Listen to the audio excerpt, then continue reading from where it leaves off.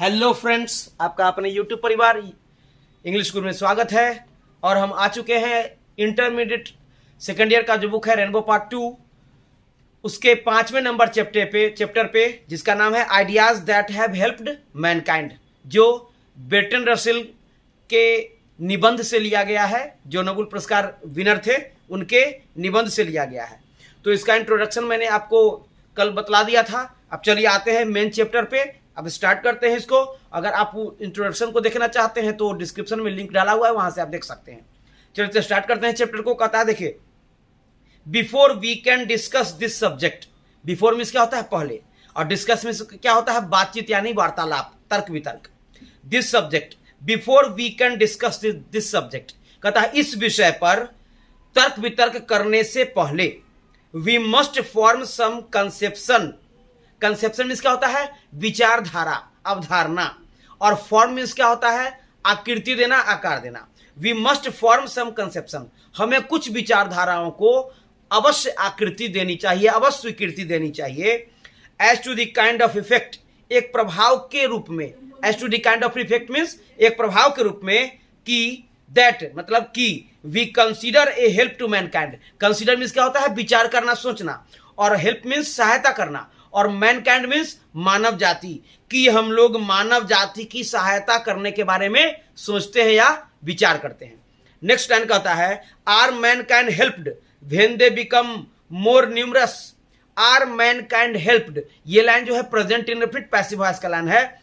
Are mankind helped, क्या मानव जाति की सहायता की जाती है। When they become more numerous, numerous means असंख्य, जब वे असंख्य हो जाते हैं, जब उनकी संख्या काफी बढ़ जाती है। और when they become less like animals, या जब वे जानवरों की तरह कम हो जाते हैं, जानवरों की तरह उनकी संख्या कम हो जाती है।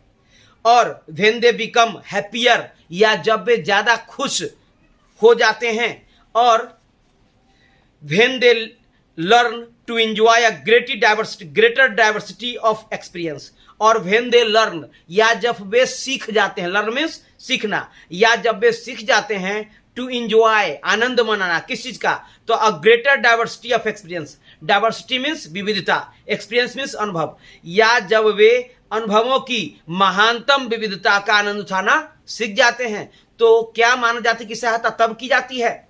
अब देखिए, और when they come to know more. Come to know means जान जाना, जानकारी प्राप्त कर लेना, या जब उनको ज्यादा जानकारी मिल जाती है, या जब वे ज्यादा जान जाते हैं।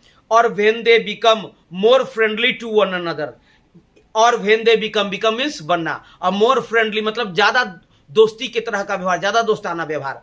और when they become more friendly to one another, या जब वे एक दूसरे के साथ ज्यादा अच्छा व्यवहार करने लग जाते हैं।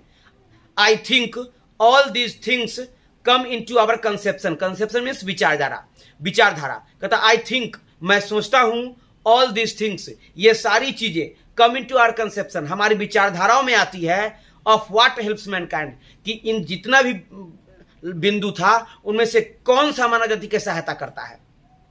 And I will say a preliminary word about them. Preliminary means क्या हुआ, प्राइमरी से बना है प्रीलिमिनरी। प्राइमरी से क्या बना है प्रीलिमिनरी, मतलब प्रारंभिक। कहता और मैं उनके बारे में, अबाउट देम, उनके बारे में प्रारंभिक शब्द कहूंगा।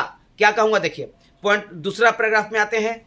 The most indubitable respect. The most indubitable, indubitable means क्या हुआ INDUBITABLE। इंडक्टिबल मीन्स क्या हुआ स्पष्ट, क्लियर। और रेस्पेक्ट मीन्स क्या हुआ एस्पेक्ट मीन्स पहलू। रेस्पेक्ट एस्पेक्ट एक ही चीज है, पहलू।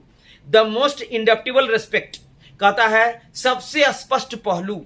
In which ideas have helped mankind is numbers, जिसमें विचारों ने, युक्तियों ने मानव जाति की सहायता किया है। इज नंबर्स, वे असंख्य हैं। नंबर मीन्स क्या होता है संख्या, नंबर्स मीन्स क्या हुआ असंख्य, वे असंख्य हैं। फिर कह रहा है there must have been a time, कहता एक समय अवश्य रहा होगा, when Homo sapiens was a very rare species. Homo sapiens means ज्ञानी मानव, मतलब मानव का वैज्ञानिक नाम क्या है होमो सेपियंस। कहता there must have been a time, एक समय अवश्य रहा होगा, when Homo sapiens was a very rare species, जब ज्ञानी मानव एक काफी दुर्लभ प्रजाति रही होगी। Subsisting precariously in jungles and caves. Subsisting मतलब कि जीवन यापन करते हुए। प्रीक्रेसली मीन्स क्या हुआ काफी सावधानी पूर्वक, इन जंगल्स, जंगलों में, एंड केव्स, गुफाओं में। केव्स बने गुफा। तो कहता है काफी सावधानी पूर्वक जंगलों और गुफाओं में जीवन जीते हुए, terrified of wild beasts. Terrified means भयभीत, वाइल्ड बिस्ट मीन्स जंगली हिंसक पशु। तो जंगली हिंसक पशुओं से भयभीत होकर, having difficulty in securing nourishment, है ना, हैविंग डिफिकल्टी, डिफिकल्ट, उन्हें कठिनाई अवश्य हुई होगी सिक्योरिंग नरिशमेंट। नरिशमेंट मीन्स पोषण, सिक्योर मीन्स सुनिश्चित करना, अपने पोषण को सुनिश्चित करने में, मतलब खाने पीने रहने वगैरह में उन्हें कठिनाई अवश्य हुई होगी। एट दिस पीरियड, कहता इस अवधि तक, the biological advantage of his greater intelligence, कहता इस अवधि तक द बायोलॉजिकल एडवांटेज मतलब उनका जैव वैज्ञानिक लाभ, बायोलॉजिकल मीन्स क्या हुआ, जैव वैज्ञानिक, और एडवांटेज मीन्स क्या हुआ, लाभ, जैव वैज्ञानिक लाभ ऑफ हिज ग्रेटर इंटेलिजेंस, उनके महानतम बुद्धिमत्ता का जैव वैज्ञानिक लाभ, व्हिच वाज क्यूमुलेटिव, जो संचयी था। क्यूमुलेटिव मीन्स क्या हुआ, संचयी। आज भी मनुष्य क्या है, संचयी है, कोई जमा करता है अपने आने वाली पीढ़ी के लिए। तो वही कह रहा है कि एट दिस पीरियड, इस अवधि तक, the biological advantage of his greater intelligence, उनके महानतम बुद्धिमत्ता का जैव वैज्ञानिक लाभ जो संचयी था, व्हिच वाज क्यूमुलेटिव, जो संचयी था, है ना, बिकॉज, क्योंकि it could be handed on from generation to generation, handed on सुपुर्द करना, जनरेशन टू जनरेशन, पीढ़ी दर पीढ़ी, क्योंकि इस चीज को एक पीढ़ी से दूसरी पीढ़ी में हस्तांतरित किया जा सकता था, सुपुर्द किया जा सकता था। अब कह रहा है had scarcely begun to overweight the disadvantage of his long infancy. Infancy में क्या हुआ, बाल्यावस्था, है ना।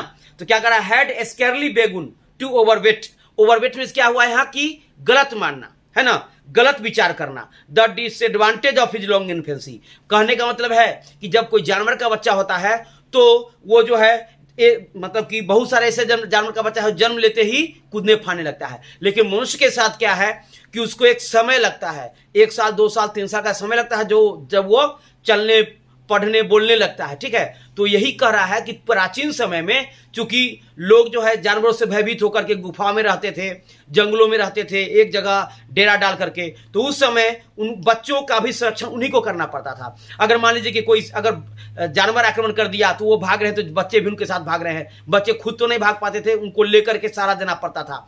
तो इस चीज को जो है प्राचीन समय के लोग हानि मानते थे, एक प्रकार का हानि मानते थे, है ना। तो वही कह रहा है यहाँ पे कि had scarcely begun to overweight the disadvantage of long infancy, कहता और वे अपने लंबे वाले अवस्था को एक हानि के रूप में मानने लगे, है ना, एक हानि के रूप में मानने लगे। उसका कह रहा है हिज लिसेंड एगिलिटी, लेस कम होना, एगिलिटी मीन्स चपलता, चंचलता, जैसे फुर्ती, चुस्ती फुर्ती। तो कहता है उनकी कमती हुई फुर्ती एज कंपेयर्ड विथ मंकीज, जिसकी तुलना बंदरों से होती थी, कंपेयर मीन्स तुलना। And his lack of hirsute protection against cold, hirsute में क्या था, लंबे घने बाल, लंबे बाल पूरे शरीर पर, जानवरों के जैसे मान लीजिए कि अगर ठंडा प्रदेश का है पशु तो देखेंगे उसके शरीर पर लंबा लंबा बाल होता है ताकि वो ठंड से बच सके, क्योंकि स्वेटर और जैकेट तो खरीद नहीं सकता है, तो इसीलिए वही कह रहा है यहाँ पे। And his lack of hirsute protection against cold, कहता है और ठंड से बचाव के लिए जो उनके शरीर पर लंबे घने बाल थे वे भी जो है समय धीरे धीरे धीरे कमते गए, मतलब जैसे जैसे मनुष्य के रूप में डेवलप हुए वैसे वैसे ये सारा परिवर्तन उनके अंदर हुआ।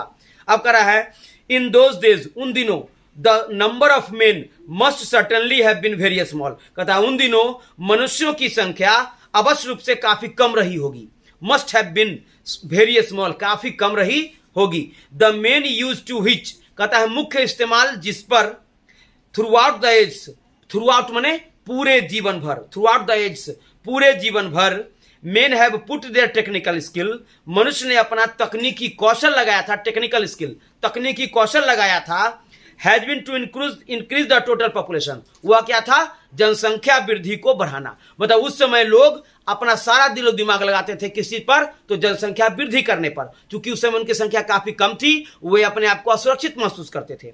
आगे कह रहा है आई डोंट मीन दैट, मेरा मतलब यह नहीं है कि दिस वॉज द इंटेंशन, यह उनका इरादा था, बट दैट इट वाज, लेकिन वह यह था, इनफैक्ट सचमुच में द इफेक्ट, कहता है लेकिन यह उनका इरादा नहीं था, लेकिन यह एक प्रकार का प्रभाव था, बायोलॉजिकल प्रभाव था, जैव वैज्ञानिक प्रभाव था। If this is something to rejoice in, कहता अगर इन बातों में कुछ आनंद मनाने का कोई चीज है, समथिंग टू रिजॉइस, आनंद मनाने का कोई चीज है, then we have occasion to rejoice, तब हमारे पास आनंद मनाने के अवसर हैं, तब हमारे पास आनंद बनाने के अवसर हैं। तो इस प्रकार स्टूडेंट्स आपका 1 और 2 पैराग्राफ जो है आपका समाप्त हो गया। अगर इसमें आपको कहीं कोई समस्या हुई होगी तो आप जरूर कमेंट बॉक्स में लिखें, आपकी समस्या का समाधान जरूर किया जाएगा।